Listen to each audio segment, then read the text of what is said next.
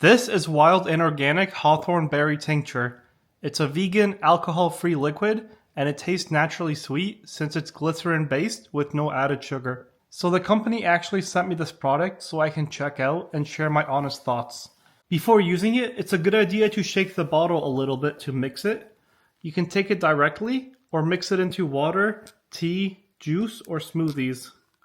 I like how it has the measurement markings so it's easy to see how much you're putting in. This dropper comes in very handy. So with any supplements, no supplement works the same for everyone. If anyone promises guaranteed results, that's a red flag.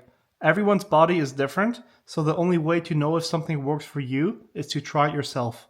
Hopefully this video helped you make a more informed decision about this Hawthorn berry tincture. Thanks for watching. All the links and details are in the description below, and if you want more videos like this, please consider subscribing.